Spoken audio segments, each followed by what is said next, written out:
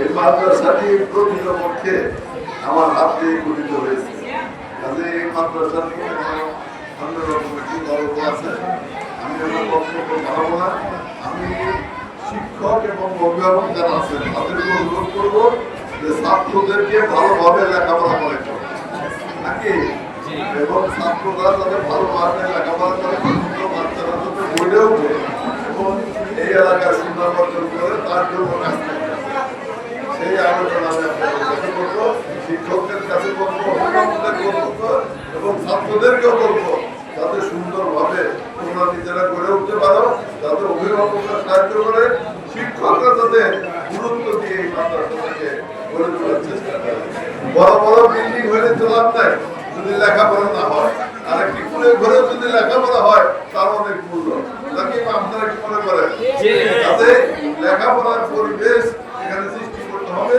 আমি মনে করি যে কুমারপুর এবং ভরপুর লেখাপড়া টাঙ্গাইল জেলার মধ্যে সর্বশ্রেষ্ঠ স্থান অধিকার করুন, সেইভাবে আপনারা সর্বশ্রেষ্ঠ করে তুলবেন।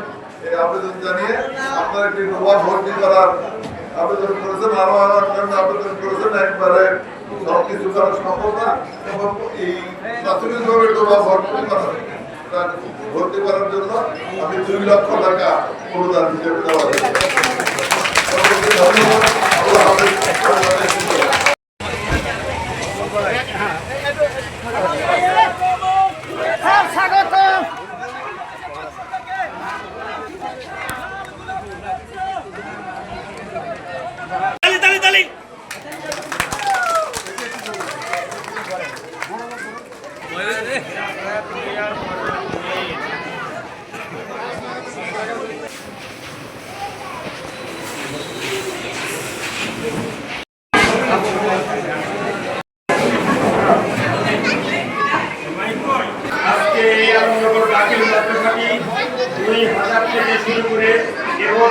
বেশ হাঁটি পা করে বেশ ভালো অবস্থানে এসেছে। যখন আমি আজকের তিনি আমাদের প্রধান অতিথি এমপি, তিনি যখন জোট সরকারের সময় মন্ত্রী ছিলেন, ওনার কাছে আমরা বারবার গিয়েছি। ওনার এই মাদ্রাসাটি নির্বাচনী ওয়াদা ছিল এবং তিনি অক্ষরে অক্ষরে তার ওয়াদা পালন করেছেন। আলহামদুলিল্লাহ। মাননীয় মজলুম জননেতা অ্যাডভোকেট আব্দুল সালাম পিন্টু সাহেবের হাত ধরে এই মাদ্রাসাটি দাখিলি মঞ্জুরি পেয়েছে। এজন্য আমরা আল্লাহর শুকরিয়া আদায় করি আলহামদুলিল্লাহ। এবং উনি বারবার কারা নির্যাতিত হয়ে শেষ পর্যন্ত ফ্যাসিস্টের ফাঁসির আদেশের শিকার হয়েছিলেন।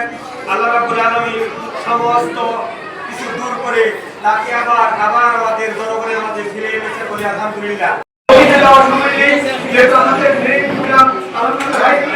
তারপরে দুটি কথা বলতে হয় যে এই মাদ্রাসা যখন শুরু হওয়ার প্রথমে টিনের ঘর যে মাদ্রাসাটা অনেক চিন্তা করেন এই মাদ্রাসাটা কেন্দ্রে যুক্ত হবে, তখন আমাদের এই আপনি সভাপতি সাহেব ছিলেন মন্ত্রী এবং তখন ওনার হাত দিয়ে এই মাদ্রাসাটা একটি যুক্ত হয়েছে এবং আজকে তার পরিণতিতে এই মাদ্রাসা আজকে এই পর্যায়ে আছে।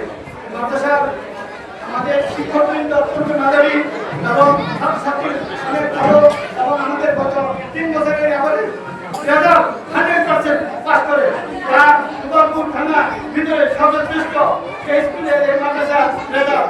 তাহলে আমি মনে করি এই মাদ্রাসাটি একটু খেয়াল দেন, তাহলে আমাদের আরেকটি ভবনের দরকার।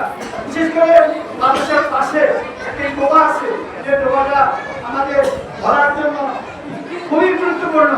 আমি আশা করবো মাননীয় এমপি সাহেব আমাদের এই ডোবাটা যদি ভরে দেওয়ার ব্যবস্থা করেন তাহলে বিরাট মাঠ হবে এবং মাদ্রাসার সমৃদ্ধ হবে।